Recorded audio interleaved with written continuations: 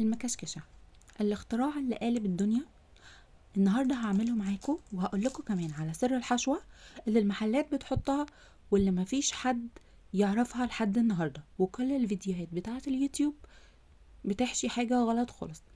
النهاردة هتعرفوا معايا كل الأسرار بتاعة المكشكشة اللي وصل سعرها في المحلات ل450 جنيه. هعملها معاكم النهاردة ومش هتكلفنا 100 جنيه.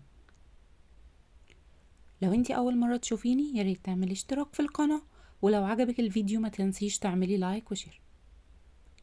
ويلا بينا نبدأ. معايا لفة من الجلاش، ياريت يكون نوع كويس. معايا سمنة سايحة، وسر الحشوة بقى هو الباستري كريم. دي هستخدم معاكم النهاردة الباستري كريم بتاع دريم، ومعانا كوباية من اللبن علشان نعمل بيها الباستري كريم، وشوية من المكسرات. اول حاجة هنجيب الصينية بقى اللي هنعمل فيها الجلاش. انا بقالي فترة كبيرة بحب اعمله في البايركس.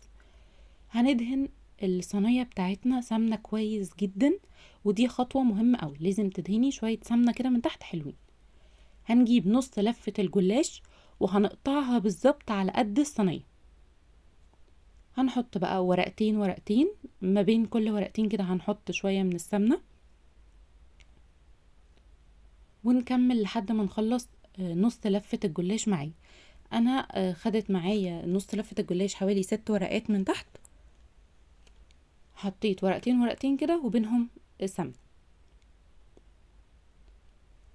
بكون بقى مجهزة الباستري كريم. هي بتبقى عبارة عن كوباية من اللبن بننزل فيها بالكيس الباودر اللي بيبقى في العلبة، وبالمضرب الكهربائي كده بضربها دقيقتين بالظبط، وبسيبها 5 دقايق لحد ما ترتاح. بحطها بقى كده في نص الصينية، بوزعها كويس قوي بالراحة عشان الورق ما يتقطعش معايا.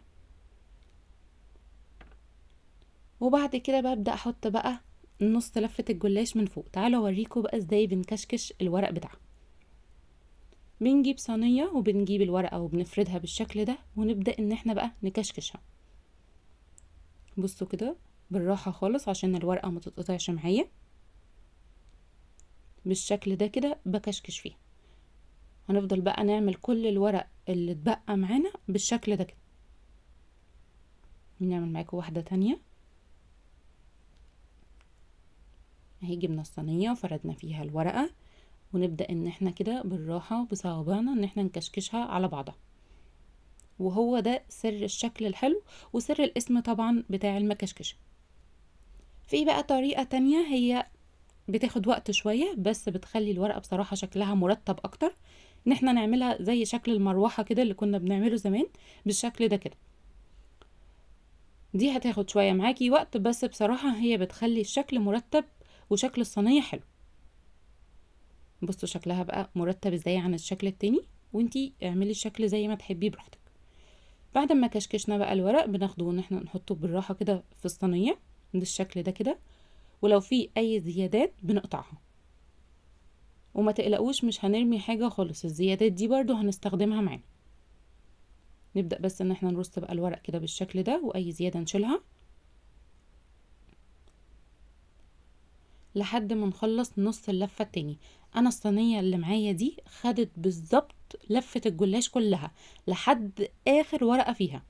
فلو انتي هتعملي صينية اكبر شوية هتحتاجي مثلا لفة ونص، ولو هتعملي صينية اصغر شوية هتبقى اللفة معاكي مظبوطة.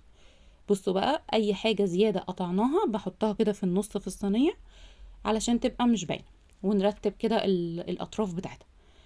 هندهن بقى الوش بسمنة سايحة، وهو ده اللي هيخلي اللون معايا يطلع حلو.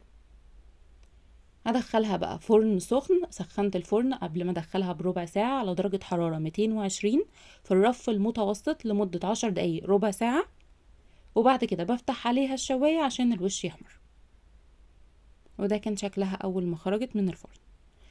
اول ما بتطلع من الفرن بحط عليها ربع كوباية من الحليب، وده بيخليها تفضل طرية كده والوش بتاعها يبقى مقرمش.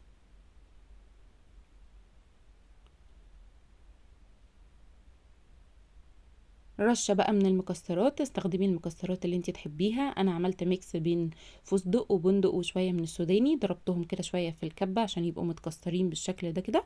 استخدمي المكسرات اللي انت عايزاها. ده كان شكلها. بس بجد شكلها بيبقى حلو جدا فعلا.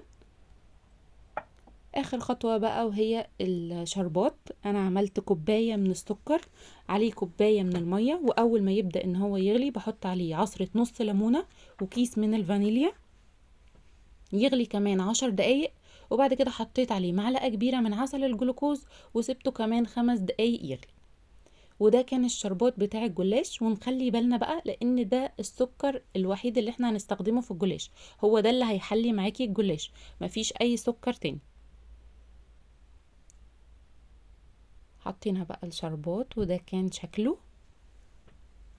تعالوا بقى نقطعه مع بعض ونشوف.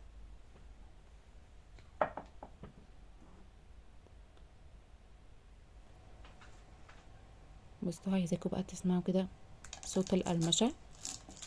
الوش كان مقرمش ومن جوه كده كان طري وشارب الشربات والحليب. حقيقي هي وصفة حلوة جدا وتستاهل ان انتوا تجربوها، بس طبعا ما تستاهلش ان احنا ندفع فيها 400 او 450 جنيه.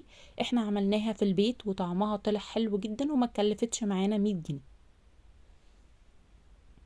بصوا بقى شكلها عامل ازاي. ندوق بقى كمان. حقيقي طعمها كان حلو جدا وسكرها كان مظبوط.